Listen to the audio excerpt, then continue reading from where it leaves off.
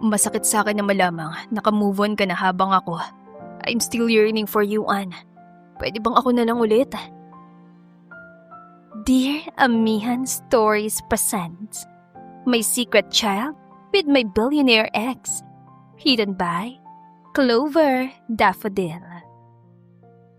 Pagdating ni Ann Sanchez sa 8th floor ng condominium tower, ay hinanap niya ang Unit 1801.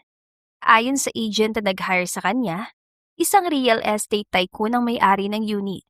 Kauuwi lang daw nito sa Pilipinas at ito ang unang araw nito sa bagong biling high-end condominium unit.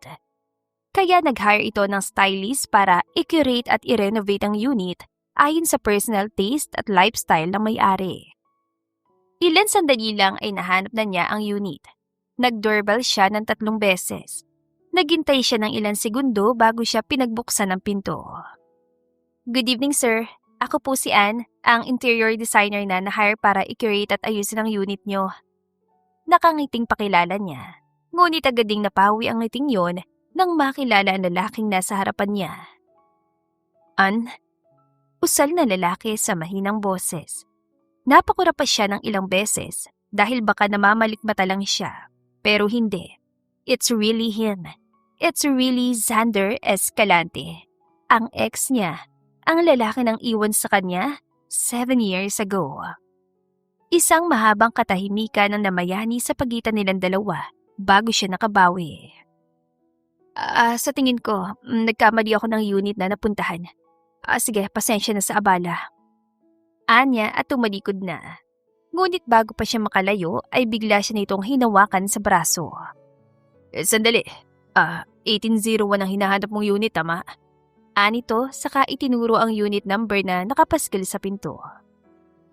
May hinire akong interior designer at ngayong araw siya dapat pupunta. Kaya sa tingin ko naman ay hindi ka nagkamali ng unit na napuntahan. Hiniling niya na sana ay nagkamali na lang talaga siya ng napuntahan.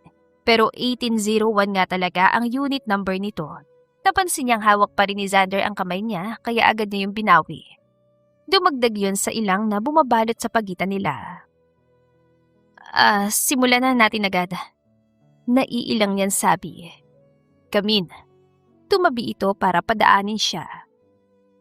Pumasok siya sa loob. Inilabas niya ang tablet kung saan siya nagtitake ng notes na mga dapat tandaan habang sinusuri ang condo unit ito. Napansin niya na maaliwalas at homey ang disenyo ng lugar. Sa pagkakakilala niya rito ay sa gusto nito ang simple at maaliwalas sa paningin. Kaya hindi niya alam kung ano pa ang gusto nitong baguhin sa unit ito. Nilingon niya ito na tila kanina pa nakatingin sa kanya. Bago tayo magsimula, gusto ko sanang malaman kung ano yung style o vibe ang gusto niyo para sa unit. Kahit anuan, I just want it to be simple and minimalist. It's up to you how you design it. May tiwala naman ako sa creativity mo. Okay, since gusto niyo ng minimalist at simple lang, ang plano ko ay ganito. Una, sisimulan natin sa living area. Pipili ako ng furniture na may clean lines, walang masyadong palamute para mas maluwag yung space at natural yung flow ng ilaw. Paliwanag niya habang inisa-isa ang mga sulok na babaguhin. Sunod naman sa dining area, simpleng dining set lang. Neutral colors para hindi distracting. Pwede rin po tayo maglagay ng ilang accent pieces tulad ng minimalist lamp o isang maliit na artwork para may konting personality ang space ng hindi nagbumukhang messy. So, may sasuggest pa po ba kayo? Nang badingan niya sa Xander ay nakatitig lamang ulit ito sa kanya. Natauhan lang yata ito nang mapansin na nakatingin na rin siya dito. Ano nga uli yun sinabi mo? Sir, nakikinig ba kayo? You were distracted the whole time. Umarko ang kilay nito. Pinapagalitan mo ba ako? Hindi. Ang sa akin lang, mag-focus kayo sa pinag-uusapan. Kailangan natin itong mapag-usapan agad. At huwag niyo akong titigan masyado kung pwede. Bakit naman? Kinausap mo ako, di ba? So wala naman sa pader ako titingin. People communicate by looking at each other. Hindi ba ganun yun? Pero kung nakatingin ka lang at hindi nakikinig, di parang wala rin akong kausap. Fine. Makikinig na ako. So, ano nga uli yung tanong mo kanina? Kung may sasuggest ka ba? Wala na, okay na sa akin lahat. Anito habang nakangiti. May kakaiba sa ngiti nito na parang may ibang ibig sabihin. Napairap na lang siya at ibinaling ang tingin sa ibang direksyon. Yung sa bedroom nga pala, kasama ba yun sa ipapaayos mo? Siyempre naman, kasama din yun. Pumunta ito sa isang pinto at binuksan yun. Kamin, ito yung kwarto ko. Sabi nito at agad naman siyang pumasok. The bedroom is spacious with beige walls and light wood floors. Sa gitnang parte ay may king-size bed na may white sheets at throw pillows. May nightstand cozy lamp din at isang comfy chair sa corner. Malalaking bintana na may sheer curtains, plush rug at minimal decor. Medyo kulang yun sa kulay at medyo malungkot ang vibe. Para sa bedrooms, magfo-focus tayo sa comfort at functionality. Neutral tones, natural light at clutter-free surfaces. Naisip ko na gawing clean, airy at organized. Muli niyang binalingan ng tingin si Sander. Agad itong ngumiti na tila kanina pa nag-aabang na kausapin ulit. Okay lang ba kung bukas ko simula ng styling? Gusto ko siguraduhin na may sapat tayong oras para ma-execute na maayos ang buong plan mula sa living area hanggang sa bedrooms. Pati yung accessories at layout. Mas maayos kung isang buo nating matatapos kaysa magmadali ngayon at hindi maging consistent ang style. Ayos lang sa akin. But I might not be here tomorrow. May business ako na kailangang attendance sa Cebu. Pero that won't be a problem. Pwede mo naman gawin ang trabaho mo kahit wala ako rito. Sasabihin ko sa yung password ng kondo ko. Sige, mas okay yun sa akin. Biglang tumunog ang cellphone niya. Nang chinek niya, si Shane ang tumatawag. Ang kaibigan niya na nagbabantay ngayon sa anak niyan si Bea. Excuse me, sasagutin ko lang yung tawag. Paalam niya at agad na lumabas ng bedroom. Hello? Anya nang masagot ang tawag. Mama! Napangiti siya ng bata ang sumagot. Hi, baby. Mama, nanginis po kita. Uwi ka na po, Mama. Ang sweet naman ng baby ko. I miss you too. Don't worry, iuwi na rin ako mamaya, okay? What time ka po uwi, Mama? By 9 o'clock. Mabilis lang naman ang oras, baby. Behave ka lang kay tita, ha? Tatapusin ko lang yung work ko, then by that time, uuwi na agad ako, okay? Really, Mama? Siyempre naman. May gusto ka bang kainin? Nope, Mama. Tita already bought everything I want. What? Teka, binilang ka ba niya ng matatamis? Baby, it's already 8 o'clock. Bago ako umalis, binigyan na kita ng chocolate. Di ba sinabi ko na bawal sa'yo sobrang pagkain na matamis? Mama, konti lang naman eh. Nabuga siya ng hangin. Kahit ano pang sabihin niya, wala na siyang magagawa pa. Baby, makinig ka. Too much sweet is not good for you. Next time, hindi na pwede, okay? Okay po, Mama. Hindi na po maulit. Sorry po. I love you. I love you too. O sige na, ibababa ko na ito. I'm still at work. Bye-bye. Paalam niya saka pinatay ang tawag. Nagulat siya ng paglingon niya ay nasa pinto ng kwarto si Sander. Nakakross sa mga braso sa dibdib at matalim ang tingin sa kanya. Baby ang tawagan niyo. Ang sweet ah. Anito sa sarkastikong tono. Kumunot ang noon niya. Iniisip ba nito na lalaki ang kausap niya? Tama ka. Ang sweet nga namin. Inggit ka. Bakit baby? Adi siya sanggol? Parang immature naman na tatawagin mo siyang baby. Excuse me? Ano bang problema mo kung baby ang tawagan namin? Wala naman. Alam mo yung boyfriend mo, hindi ba siya masyadong controlling? Nasa trabaho ko tapos tatawagan ka para pauwiin. Natawa siya sa sinabi nito. Iniisip nito ng kausap niya ay boyfriend niya. Little did he know na ang kausap niya ay anak niya. Anak nila. It has been 7 years na maghiwalay sila. Hindi niya sinabi noon na buntis siya dahil lumipad na ito papuntang ibang bansa. Now that he's here, dapat niya na bang ipaalam dito na may anak sila? Pero paano kung committed na ito sa ibang tao? Ayaw niya namang makasira ng relasyon kung gano'n. Ganun talaga sa isang relasyon. Malayo ka lang sa taong mahal mo, mamimiss mo na agad siya kahit ilang minuto lang kayo nagkalayo. Alam mo sa mga sinasabi mo yan, parang mas ikaw pa yung immature eh. Hindi ka dapat nangingialam sa relasyon ng iba. That's immature, Sander. Hindi immature. Ang tawag sa ginawa ko ay pagmamalasakit. Magkaiba yun. But still, huwag ka na lang mangialam. Kasi kung patuloy mong gagawin yan, iisipin ko na nagsiselos ka. Na mahal mo pa rin ako hanggang ngayon. Natawa ito.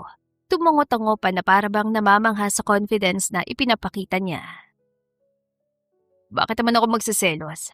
Sa ating dalawa, mas nauna pa ako nakamove on. At isa pa, may girlfriend na ako.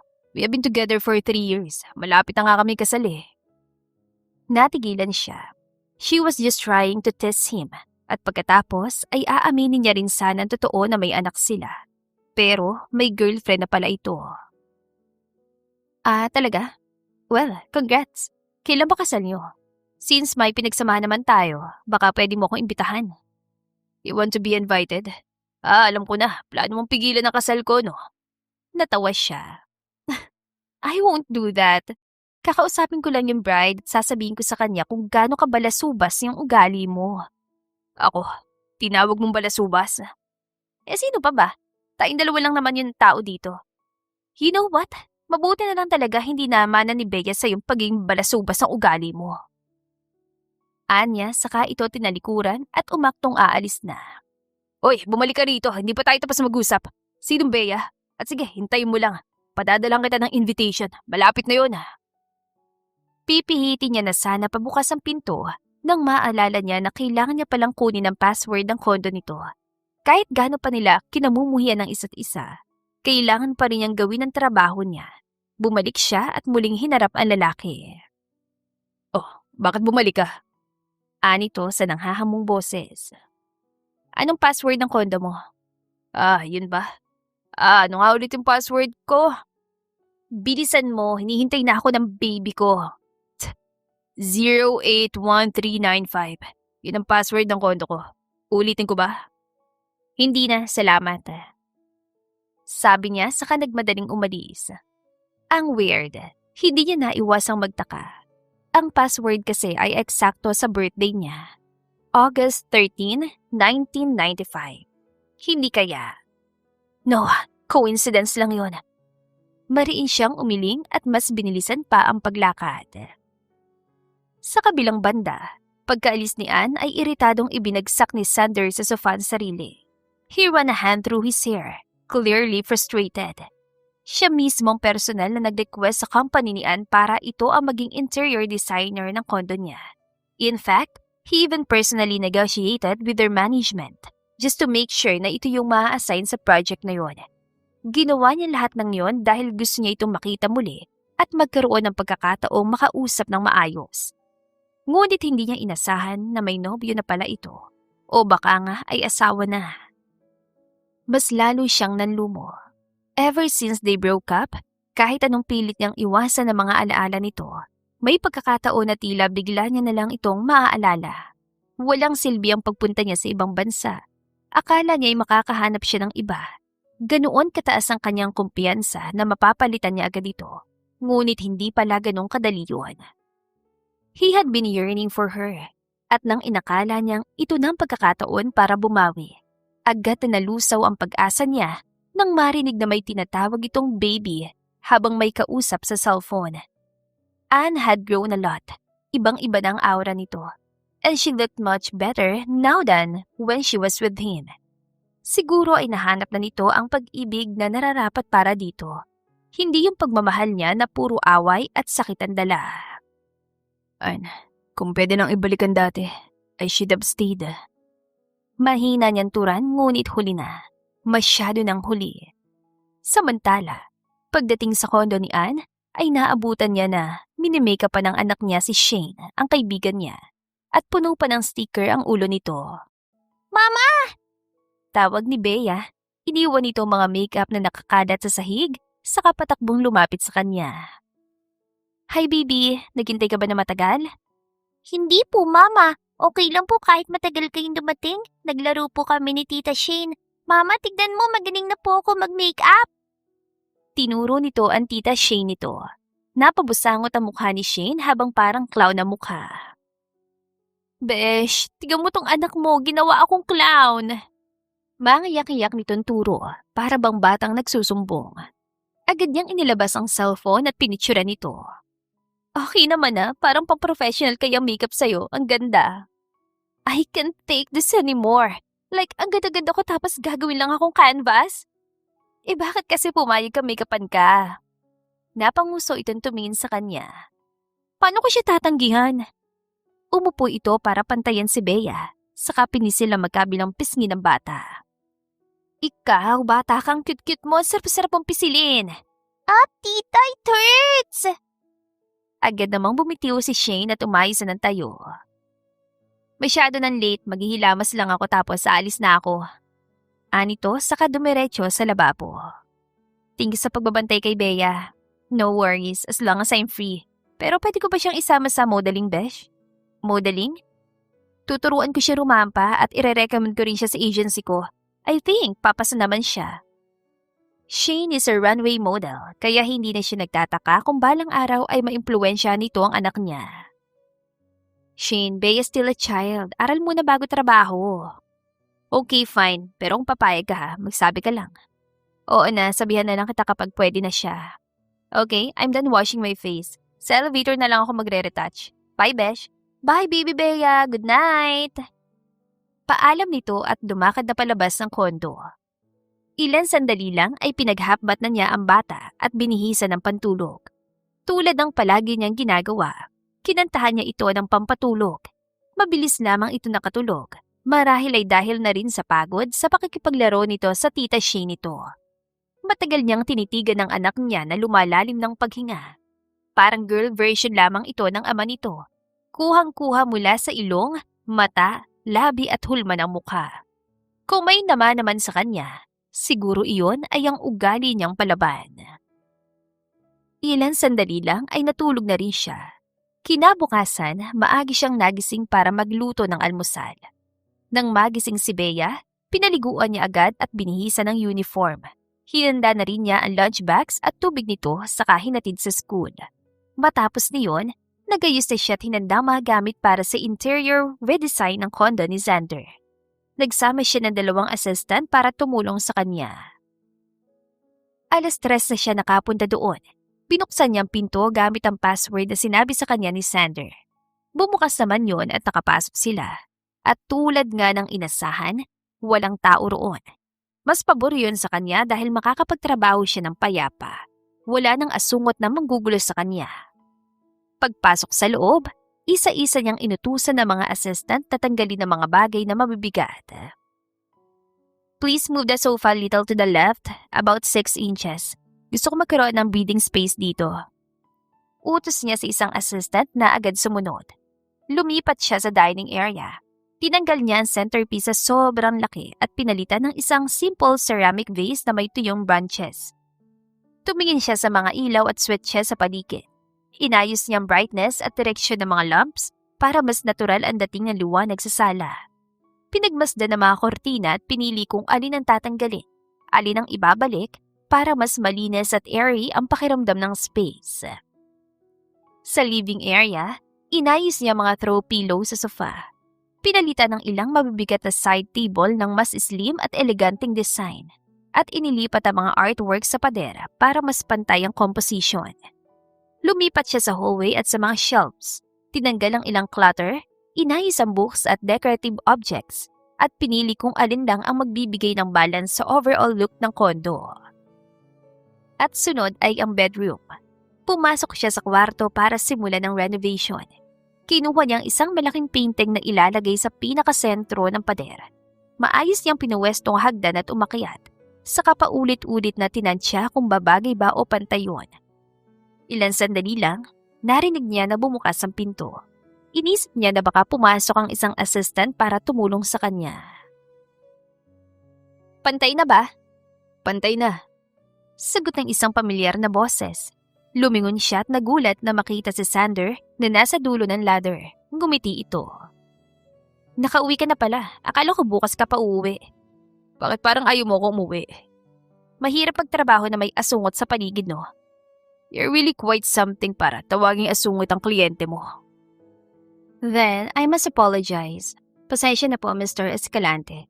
Kung gusto mo, kumuha ka ng bagong interior designer. Sabi niya habang pababa. Hanggang sa biglang dumulas ang paa niya at tuluyang nahulog sa hagdan. Napasinghap siya na masalo siya nito, dahilan para halos magdikit ang mga mukha nila. Sa ganoong kalapit na distansya, para bang biglang bumagal ang mundo. Mag-ingat ka naman, paano na lang kung wala ako rito? Nandito ka pa naman sa bahay ko. Sagot ko magiging gastusin kung may mangyari masama sa'yo. Anito sa malumani na boses habang hawak pa rin siya. Natulala siya at hindi agad nakaimik. Ngayon lang niya napansin na mas gumawa po ito. Sharp ang jawline, maayos ang hulma ng mukha, at may natural na charm na hindi kailangang ipilit. But it was his eyes that held her still. Malalim ang mga mata nito, dark and steady.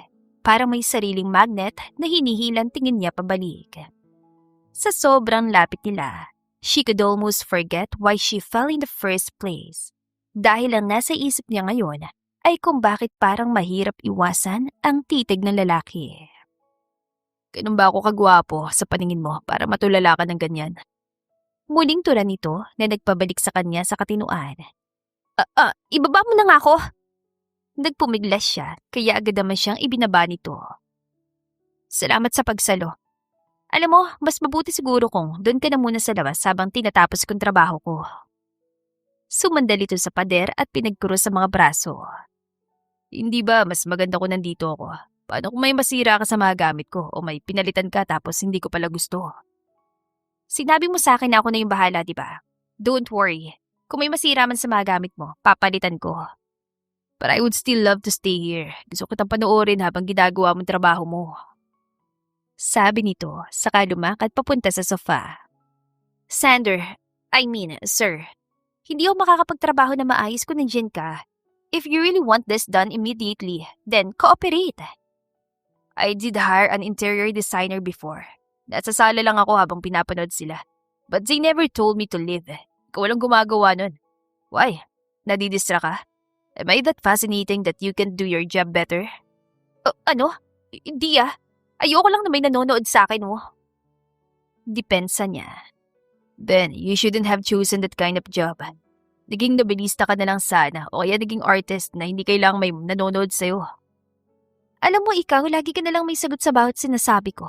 Hindi ka na nauubusan ng sasabihin. Daig mo pang babae sa pagiging madaldal. Well, I just happen to be in the mood. Babae lang ba dapat maging madaldal?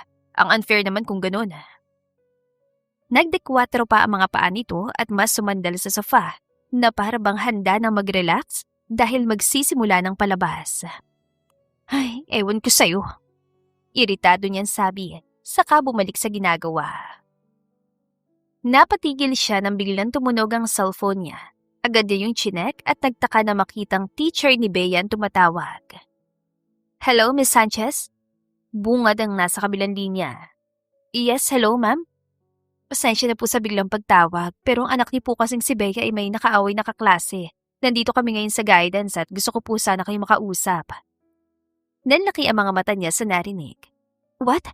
Sige, pupunta ako dyan. Sabi niya saka pinatay ang tawag. Agad niyang kinuha ang shoulder bag na nakapatong sa mesa at lumapit kay Sander. What happened? Tanong nito. Takang-taka habang nakakunot ang noo. Tumawag ang teacher ng anak ko. I have to go there. Pasensya na pero kailangan ko munang umalis. Paalam niya. Hindi na niya hinintay ang sagot nito. Basta na lang siya lumabas ng kwarto. Sinabihan niya ang 2 assistant na mga ito na munang bahala sa ilang bagay na kailangang ayusin. Nagbigay siya ng instructions kung anong dapat gawin. At ang iba na kailangan niyang personal na ayusin ay itutuloy na lang niya bukas. Paglabas niya ng building ay agad siyang pumara ng taxi at nagpahatid sa school ng anak niya. Pagdating doon, naabutan niya ang batang lalaki na umiiyak habang pinapatahan ito ng ina nito. Lumipat ang tingin niya kay Bea, na masamang-masama ang tingin sa batang lalaki habang nakakrus sa mga braso. Miss Sanchez, mabuti po't nandito na kayo. Bati ng homeroom teacher ni Bea. Mama! Tawag ni Bea sa kanya at agad na tumakbo palapit na makita siya. Sinalubong niya ito na yakap na puno ng pag-alala habang ang ina ng batang lalaki ay nakatingin na rin sa kanya. Ikaw bang nanay ng batang yan?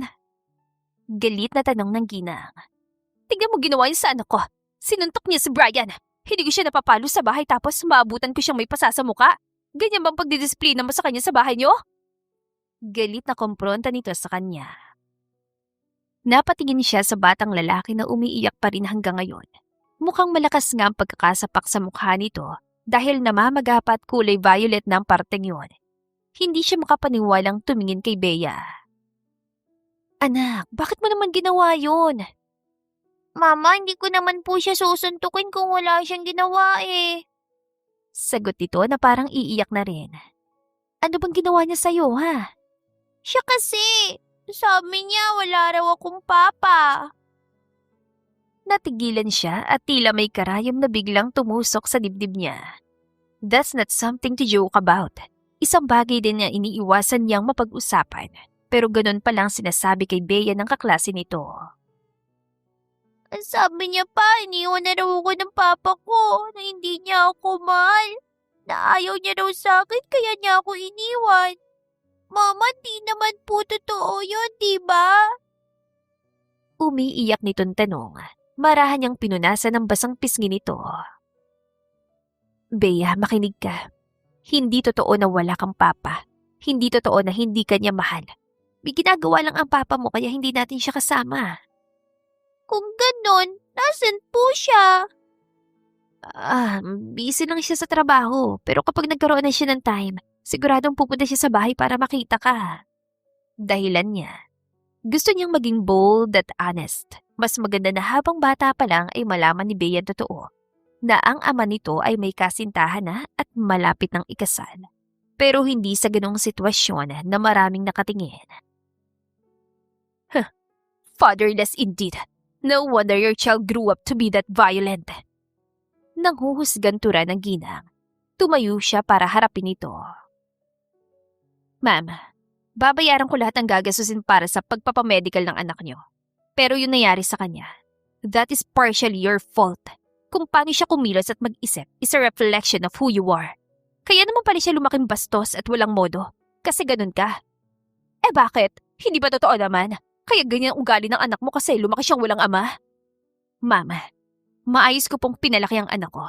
Kung sa ama lang po kayo bumabase para maging magandang ugali ng bata, ibig sabihin po ba nun, wala ring amang anak mo?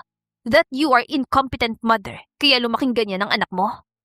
Hoy, maayos kong pinalaki si Brian at meron siyang ama. Hindi tulad ng anak mo na iniwan na lang sa'yo ng basta. Bigla siyang dinuro ng ginang. Whether she has a father or not, doesn't give you the right to insult my family. Eh baka naman kasi kabit ka at nasa tunay na pamilyang ama. Ang bata naggaling sa panloloko ay lalaki ring kabit katulad mo. Dagdag ng ginang. Handa na sana siyang barahin ito nang biglang may nagsalitang lalaki mula sa likod niya. Who said she's a mistress? Napalingon siya at ang laki ang mga mata niya nang makita si Sander. Anong ginagawa mo rito?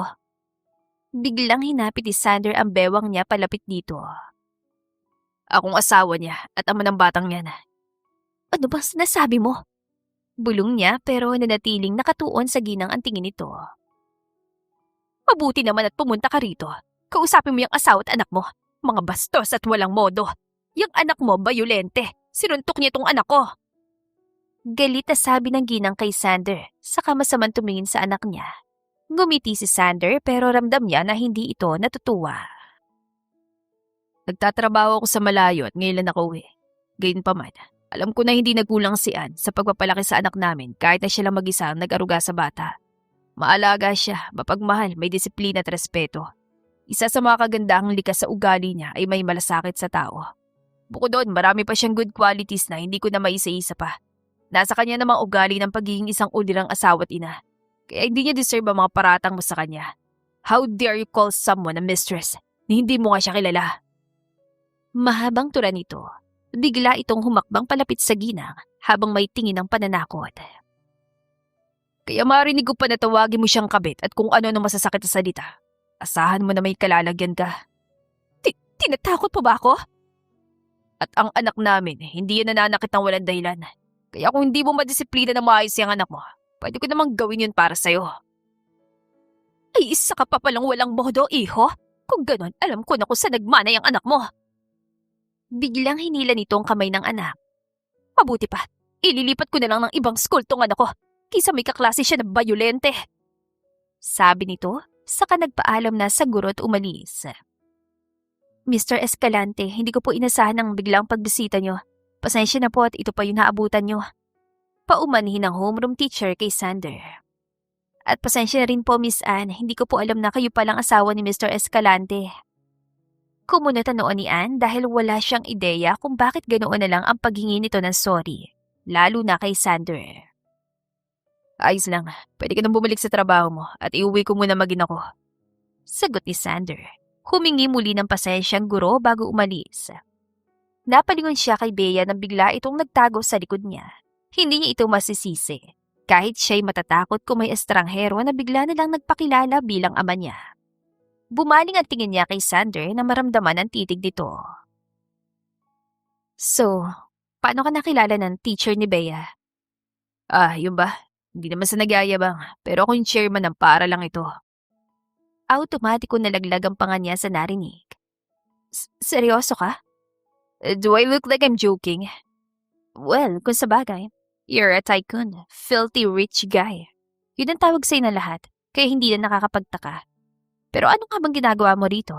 Napabisita ka lang ba talaga o sinundan mo ko? Nag-aalala ako nung magmadali kang umalis, kaya sinundan kita. So, may anak ka pala at pasensya na kung sinabi kong asawa mo ko at akong ama ng bata.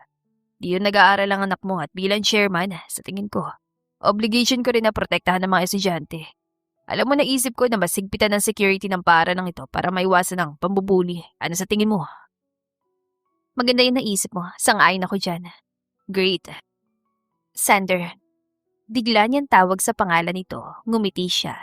Bakit? Thank you sa ginawa mo kanina. Malaking bagay yun sa akin. Kaya maraming salamat. Wala yun. Sabihin na natin na masyado lang talaga ako mabait. Nasaan nga palang asawa mo? Hindi ba dapat ay nandito rin siya? Alam mo, hindi mo naman kailangang magpanggap eh. Magpanggap na ano? Kung hindi ka niya tinatrato na maayos, hiwalayan mo na siya. Natawa siya. Does he really think she's married? Ang slow din naman pala ng lalaking ito. Hindi ba obvious na anak nito si Bea? Gayong kamukhang kamukha nito ang bata. Anong nakakatawa? Seryoso ko. Gusto mo bang tulungan kitang kumuha ng lawyer para mag-file ng annulment? Sobrang bait mo naman pala kung ganun. Natawa ito na para bang tuwan-tuwa sa papuring natanggap. Wala yun. Nature ko na talagang tumulong. At alam mo ba, mahilig ako sa bata. Kung kailangan mo ng tao na magpapanggap na ama niya, pwede mo akong kunin. Handa kang maging fake father niya? Siyempre naman, hindi ko pa naranasan maging ama. But I could be a father figure. Madali lang yun, di ba, Bea? Sabi niya saka nakangiting tumingin kay Bea na nagtatago sa likod niya. Hindi ba magsiselos ang girlfriend mo kung gagawin mo yun? Girlfriend baka mo? Wala na yun, nag-break na kami. Napakurap siya. Xander is not the kind of guy who would break up with someone he loves. Unless, wala naman talaga itong girlfriend at nagpapanggap lang. Anong pangalan ng girlfriend mo? Ann. Ha? Ann? Kapangalan ko? Ibig kong sabihin, Ann. Annalita. Taga saan siya? Taga Palawan. Pwede ko ba makita ang picture niya? Ha? Bakit mo naman gusto makita ang picture niya? Wag na, baka magselos ka lang kapag nakita mo yun. Sobrang ganda nun eh. Manadyosa. Alam mo, masyado ka talaga mahangin. At bakit naman ako magsiselos sa isang fake girlfriend? Fake girlfriend? Iniisip mo ba na gawa-gawa ko lang yun? Totoo, may girlfriend talaga ako pero ex ko na ngayon. Fine, papakita ko sa iyo mukha niya. Inilabas ito ang cellphone sa bulsa ng pants at pumunta sa gallery. Naghintay siya ng ilang minuto pero parang nagsuswipe lamang ito at wala naman talagang hinahanap. Ay, wala na pala siyang picture sa cellphone ko. Na-delete ko na lahat eh. Akin na nga yung cellphone mo. Ako nang titingnan ko talaga nagsasabi ka ng totoo. Inagaw niya ang cellphone sa kamay nito at agad chinek ang gallery. Pero wala pang ilang segundo nang matigilan siya. Merong album doon na ang pangalan ay Ann My Love. At nang buksan niya, puro mukha niya naroon. Hindi siya makapaniwalang tumingin kay Sander. Sander, anong ibig sabihin nito? Napayuko ito, pero kalaunan ay tumingin din ng diretso sa kanya. Fine, aaminin ko na. Wala naman talaga akong girlfriend eh. I was really hurt when I found out that you were married. For the past 7 years, simula na maghiwalay tayo, walang araw na hindi kita iniisip. I still keep your pictures and I still keep the old memories that we had. Kaya ako nasabi na may girlfriend ako, Kasi masakit sa akin na ako lang yung naiwan sa mundo natin. Sa mundong binuo natin. Masakit sa akin na malamang naka-move on ka na habang ako. I'm still yearning for you, Anne. Gusto kong isipin mo na hindi na ako maapektuhan na nakaraan natin. Na naka-move on na rin ako tulad mo. I never had any girlfriend ever since we broke up. I love you. Mahal kita. Mahal na mahal. I know I was immature and hard-headed back then. But I'm trying to be a better guy. Pwede bang ako na lang ulit? Umawang ang bibig niya at hindi agad nakasagot. So, wala kang girlfriend at mahal mo pa rin ako hanggang ngayon? Tanong ni Anne na makabawi. Oo, Anne. Mahal pa rin kita hanggang ngayon. Hindi mo ba nakikita? May anak na ako, Sander. Kung mahal mo ko, mamahalin mo rin ba siya na parang totoong anak mo? Of course, I would. Bigla itong umupo upang pantayan ng bata. Bea ang pangalan niya, tama? Oo. Hi, Bea. Kumusta ka? Ako si Tito Sander mo. Narinig mo naman ang sinabi ko kanina, di ba? Sinabi ko sa mama mo na mahal ko siya. At syempre, handa rin ako mahalin ka. Gusto mo ba yun, Bea? Kapag naging kami ng mama mo, ako na magiging papa mo. Hindi ka na ulit bubulihin kasi may papa ka na. Anito sa malambing na boses. Dahan-dahang umalis si Bea sa pagtatago sa likod niya upang harapin si Sander. Titig na titig si Sander kay Bea. Napansin niya ang pagkunat na noon nito na tila pinag-aaralan ng mukha ng bata. You kinda look like me. Kapag magkasama tayo, siguradong isipin ng lahat na totoong magama tayo. Papa? Gusto mo ba akong maging papa mo? Gusto ko po. Pwede po bang kayo na lang ang papa ko? Syempre naman. Pwede ba kitang buhatin? Tumingin ang bata sa kanya na para bang humihingi ng permiso. Ngumiti siya tumango. This might be the perfect timing para aminin ang totoo. Masaya niyang pinagmasdan ng dalawa nang tumakbo ang bata papunta kay Xander at agad itong binuhat ng huli. Tignan mo, Anne, hindi ba parang magama na kami? Oo nga, parang mo na siyang totoong anak. Paano ba yan? Papa ng tawag niya sa akin. Hindi naman pwedeng dalawang papa niya, di ba? Magpipitong taon na si Bea. Hindi mo ba naisip na baka ikaw talagang tunay niyang ama? Naisip ko rin naman, lalo na't may pagkakahawig kami. Pakiramdam ko nga, anak ko talaga siya eh. Anito pero agad ding natigilan at napatingin sa kanya. Teka, sinabi mo bang magpipitong taon na siya? Oo. Hindi mo lang pakiramdam yun, Xander. Anak mo talaga siya. Umawang ang bibig ni Xander. Napalingon si Bea sa kanya. Bakas ang pagtataka sa mukha nito. Bea, si Xander ang totoo mong papa. Pagtatapat niya. Napangiti si Bea at bumaling muli kay Xander. Nagkatinginan ng dalawa na tila parehong pinag-aaralan ng isa't isa. Papa! Masayang tawag ng bata sa ama. Anne, you're not playing a prank on me, right? Usal na lalaki na tila hindi pa rin makapaniwala. Anak mo nga siya. Hindi nga. Wala pa ako nakilalang ibang lalaking kahawig mo. At bukod sa'yo, wala naman akong ibang nakarelasyon 7 years ago. Sinasabi mo bang ang cute na batang karga ko ngayon ay ako? Anak nating dalawa. Ang dugot laman ko. Sabi nito sa kabahagyang inangat si Bea na para bang isa itong tropeyo. Buntis ako na maghiwalay tayo. Hindi ko na nasabi sa'yo kasi nakaalis ka na papuntang Amerika. Hindi na rin kita makontak noon kasi binalak mo na number ko. Dahan-dahan niyang niyakap si Sander. Hindi ako makapaniwala na may anak na ako, Bea. Bea, akong papa mo. Hindi ko talaga alam ang sasabihin ko. Pakiramdam ko, panaginip lang to. Nangulila ka ba sa akin? Nalungkot ka ba na wala ako sa tabi mo na mahabang panahon? Sama-sama akong ama. Patawarin mo si Papa kung ngayon lang ako nakarating ha. Hayaan mo simula ngayon.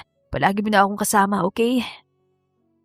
Emosyonal na sabi nito habang hinimas-himas ang ulo ng bata. Papa, hindi naman po ako galit eh. Ang galing-galing niyo po kanina. Para po kayong hero.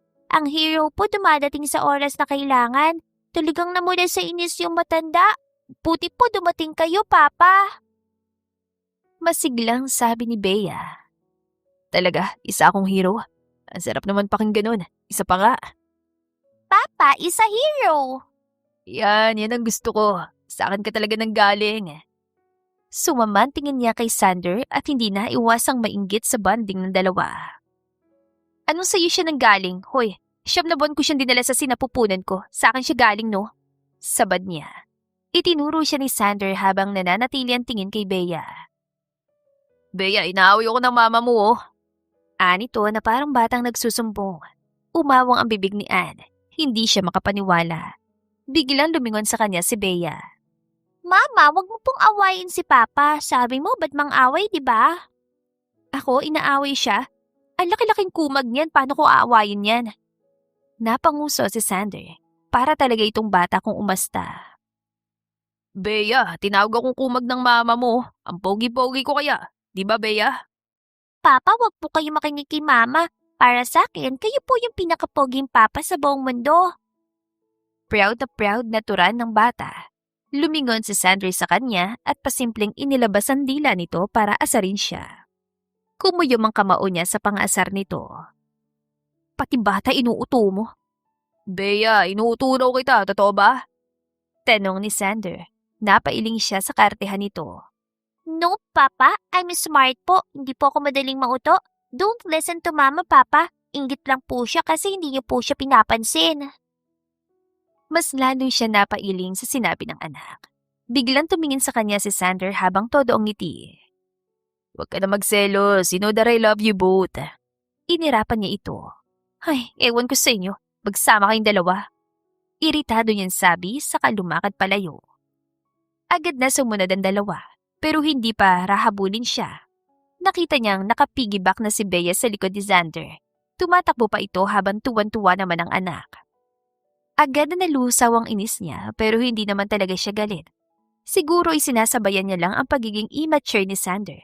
Natatawa niyang pinanood ang dalawa hanggang sa bumalik ang mga ito para sabayan siya sa paglalakad. Mama, Papa told me to give this to you. Biglang sabi ni Bea habang iniaabot sa kanya ang isang puting bulaklak na mukhang napitas lang kung saan. Nakita niya kung paano binulungan ni Sander ang bata. Mama, Papa also told me that he loves you so much. Natawa siya bago tinanggap ang bulaklak. Tumingin siya kay Sander na ngayon ay nakatingin na rin sa kanya. Mama, hindi ka na po galit? Tanong ni Bea. Hindi naman ako galit, kunwari lang yun. We, talaga? Nagdududang tanong ni Sander. Hindi nga, gusto mo ba magalit ako? Kailangan mo sabihin na ako yung pinakagwapong lalaki sa buong mundo para maniwala ko. Di ba, Bea?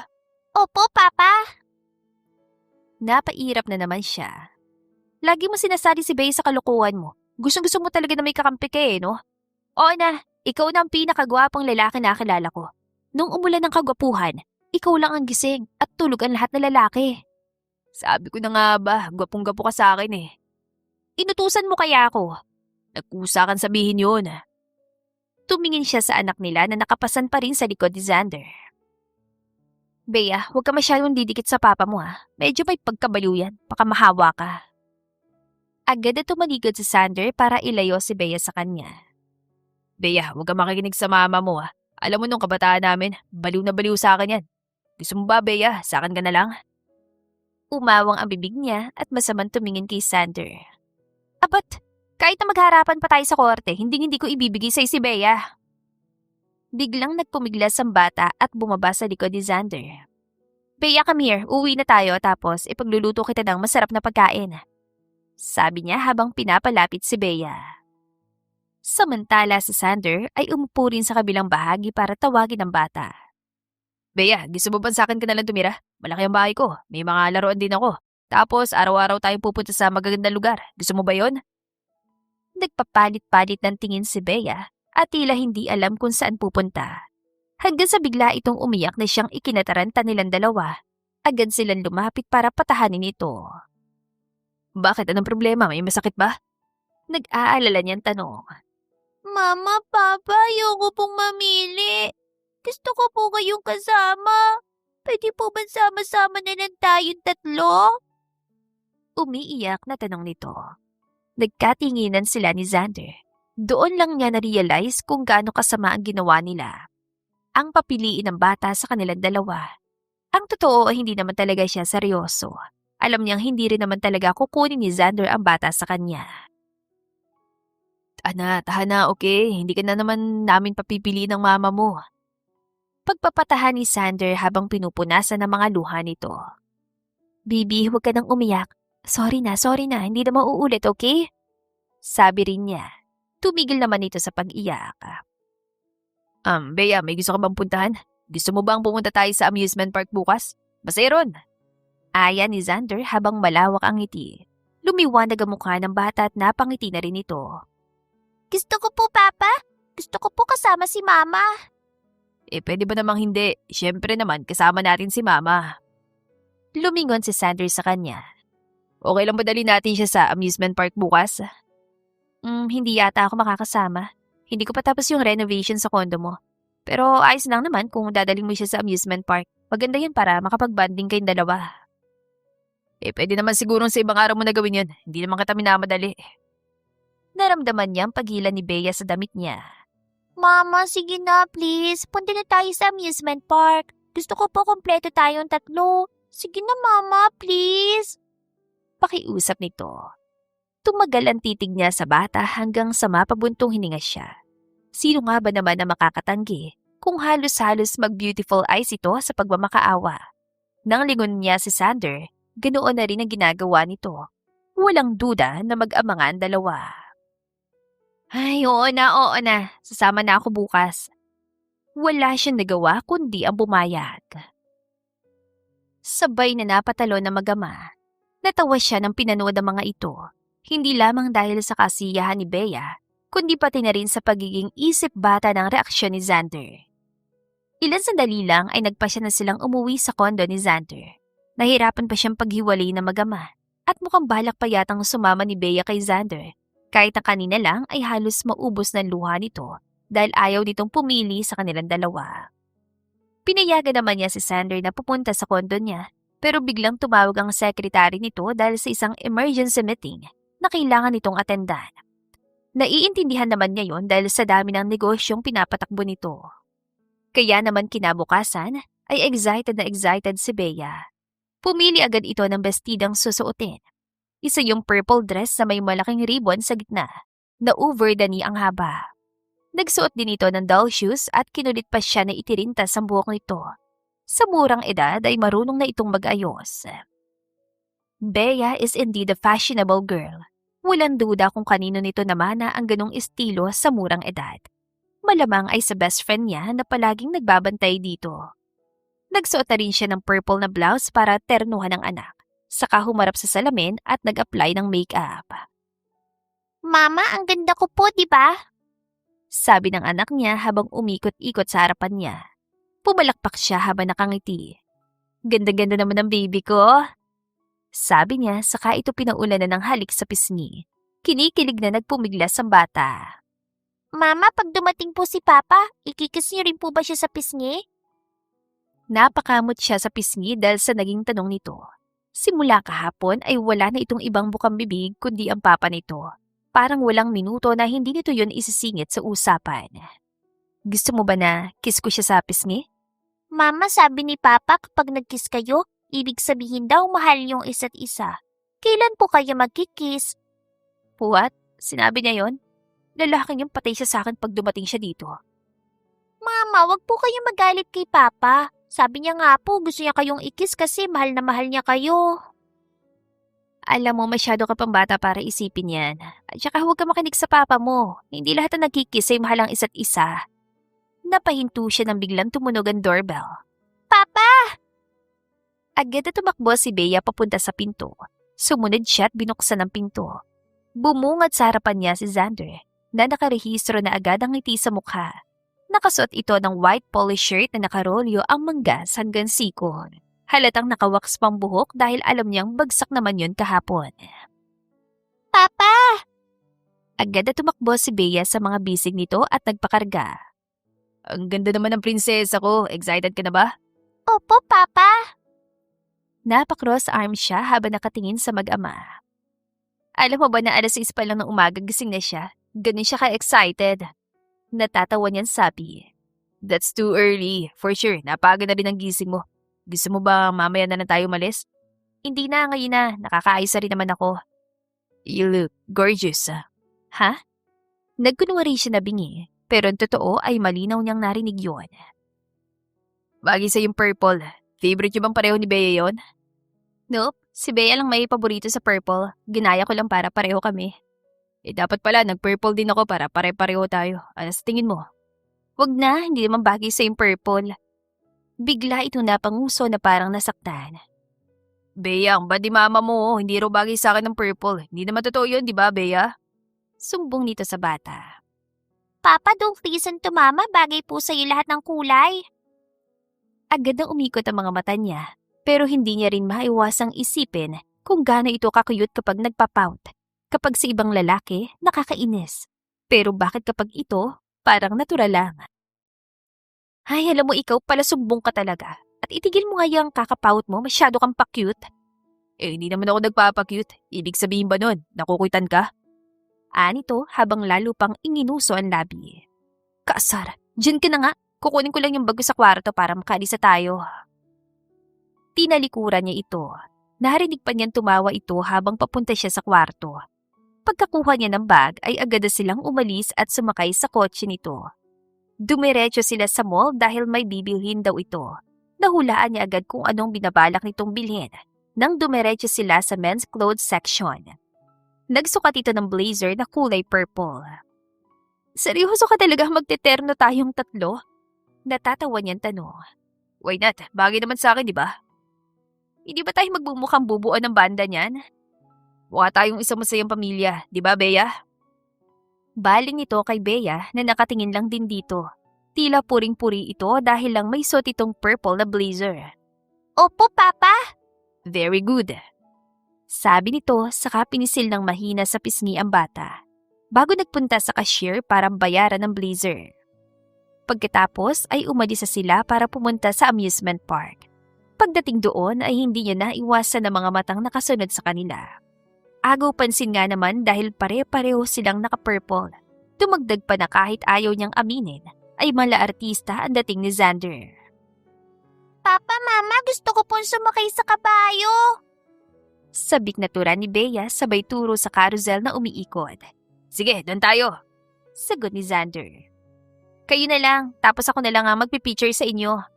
Sabi niya sabay labas ng kamera. Hindi naman umangal ang dalawa at excited na pumila.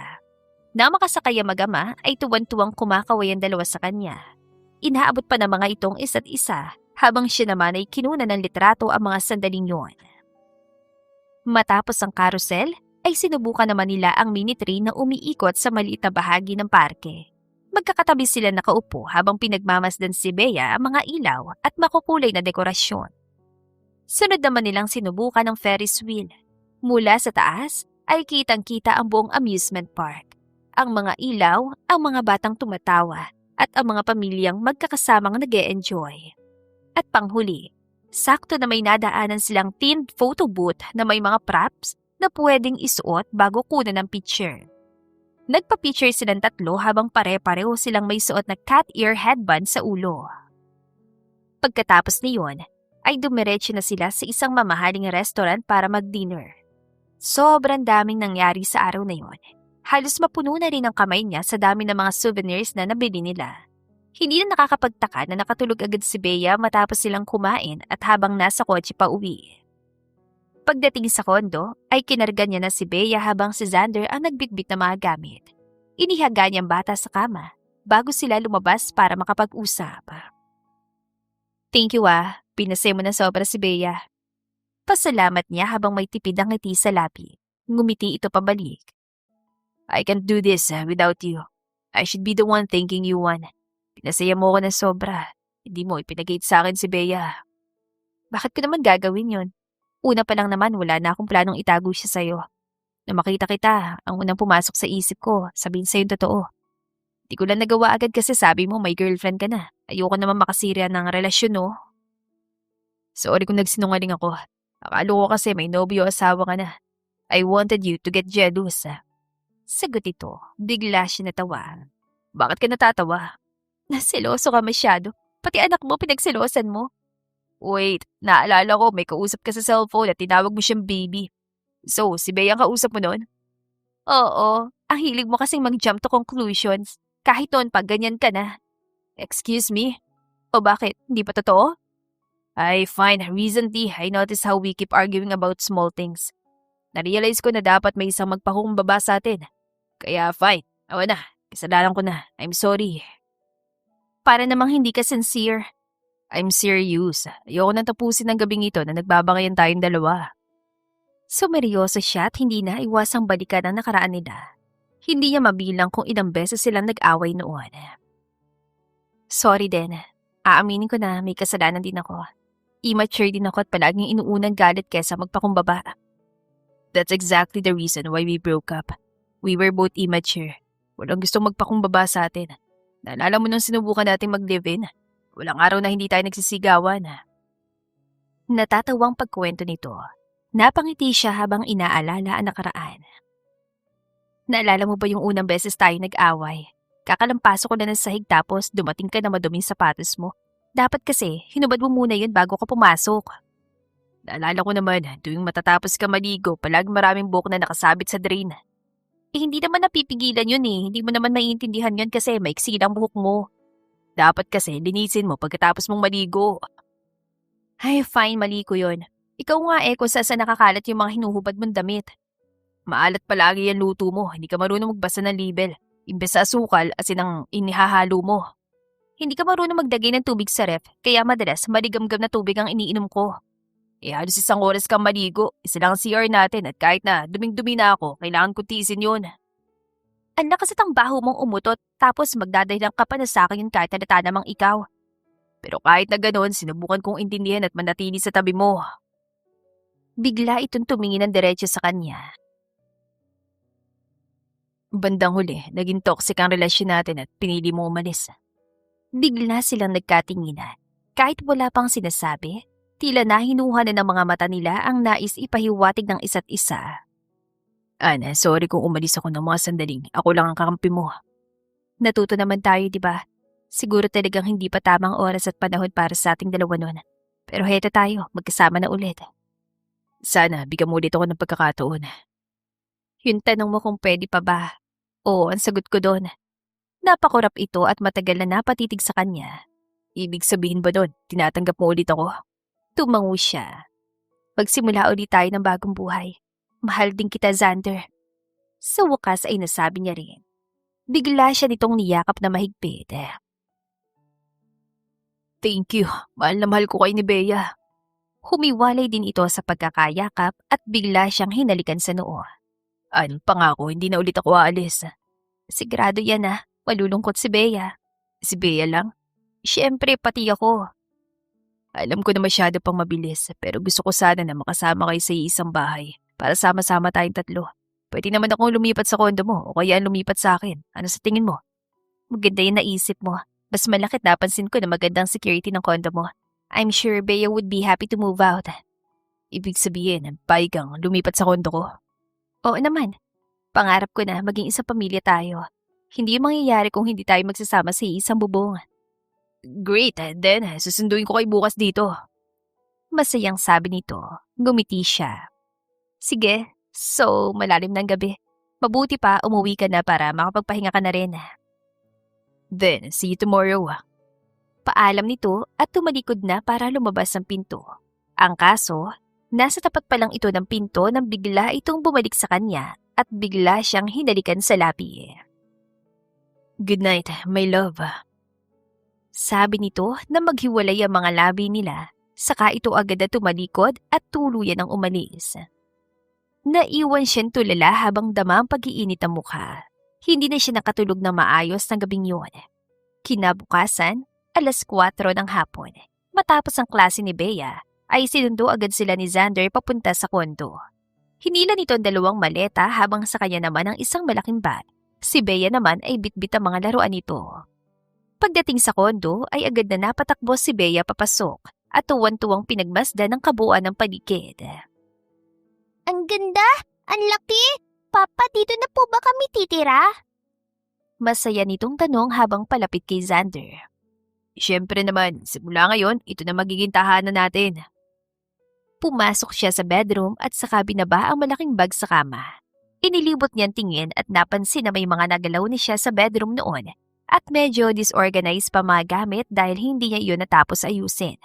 Lumabas siya ng kwarto. Xander, itutuloy ko na yung pag-ayos ng kwarto mo. Paalam niya. Lumapit ito habang hinihilan 2 maneta. Anong kwarto ko? It's our room now, baby. Dito ka na rin matutulog katabi ko. Nakagat niyan labi para pigilan ang nagbabantang ngiti. Baby ka dyan. At sabi mo, childish ang ganyang call sign. There's an exception, of course. Ako lang at si Bea ang pwede mong tawagin baby. Siyempre, kapag may iba kang tinawag na ganun, childish na yun. Kami lang dapat ang baby mo. Pa-bebe. Baby mo naman. Oo na. I-decorate ko na tong kwarto mo. I mean, kwarto natin. Then after nun, ayusin ko na rin ang kwarto ni Bea. Tutulungan na rin kita. Sabi nito saka pumasok sa loob dalang 2 maleta. Sumunod si Bea na tuwan-tuwang tumatalon-talon sa kama. Siya naman ay dumiretso sa bintana at hinawi ang kortina. Napangiti siya ng sumilay ang magandang sinag ng araw na mala orange at golden ang kulay. Tumalikod siya at napansin niyang may hawak na isang malaking karton si Xander. Pinatong nito yun sa kama. Lumapit si Bea na agad na curious sa laman yun. Ano yan? Tanong niya saka lumakad palapit. Decorations. Sagot ito saka binuksan ang karton. Nang makita niya mga laman niyon, ay bahagyang umawang ang bibig niya. Mga litrato nilang 2 yun noon, kasama na mga letters na galing sa kanya, mga regalo at marami pang iba na magpapaalala kung gaano kasayang relasyon nila dati. Dinampot niya isang larawan kung saan nakahalik siya sa pisngi nito. It's Mama and Papa! Natutuwang sabi ni Bea habang itinuturo ang isang picture. Hindi ko alam na itago mo pa pala to.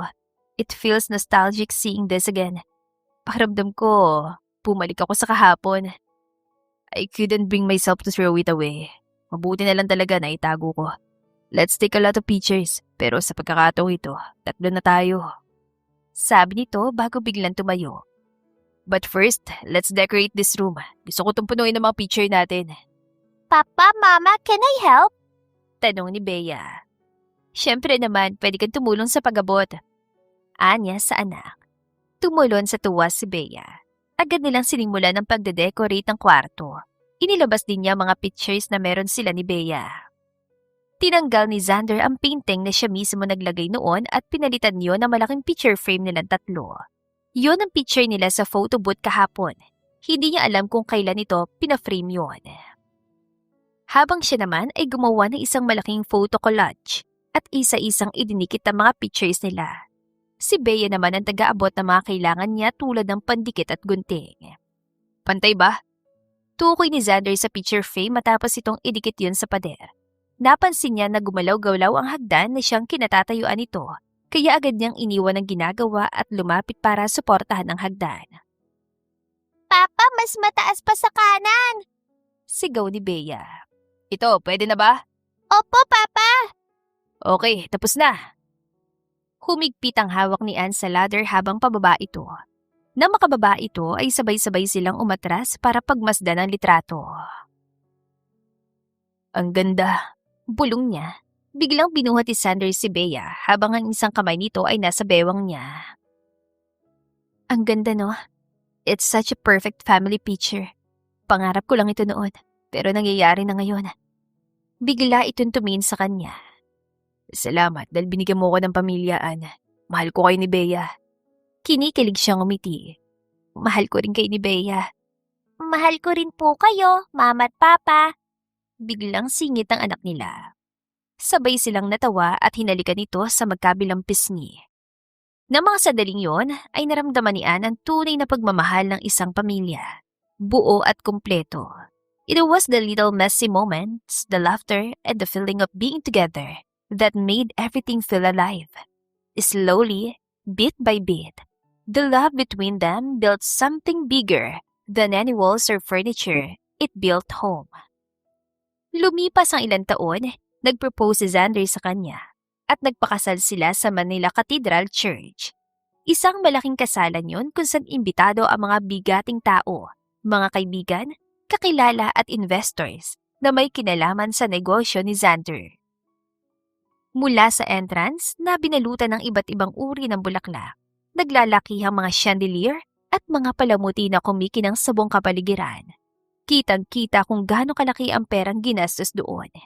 Habang naglalakad siya sa aisle palapit sa taong mahal niya, pakiramdam niya ay tumapak siya sa isang fairy tale. Sa mga palabas niya lang naman yun nakikita dati. At ngayon ay nangyayari na mismo sa kanya. Nang makalapit siya ay agad na inabot ni Xander ang kamay niya. Malawak ang ngiti nito, tila hindi na kailangan pang magsalita. Sapat na mga mata nito para malaman ang nais sabihin. Ang ganda mo, bulong nito. Ngumiti siya ng todo. Ikaw din, ang guwapo na magiging asawa ko. I was scared that you would not show up. Sira, iniisip mo ba na tatakas ako sa kasal natin? Of course not. Alam ko namang hindi mo gagawin yun. I just couldn't shake off the thought. What if may mangyaring masama or what? Inabot niya ang pisngi nito at marahang hinimas yun. Pero nandito naman ako, di ba? I showed up. Kasi kung hindi, baka ibang bride ang dumating para sa'yo. Siyempre, hindi naman ako papayag na mangyari yun. Pigil itong umiti. Tila pinipigilang magpakita ng kilig.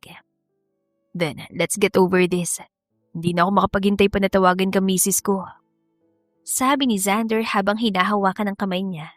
Sabay silang humarap sa pare at agad na nagsimula ang seremonya.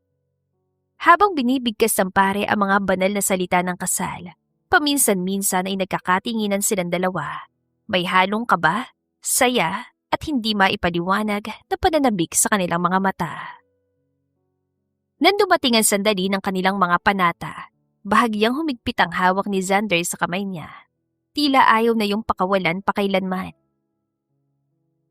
Sa harap ng Diyos at ang mga saksi na narito, wika ng pare.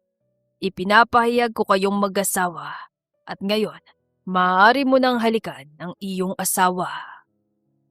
Parang nanlambot ang puso niya habang dahan-dahang itinataas si Xander ang veil sa ulo niya.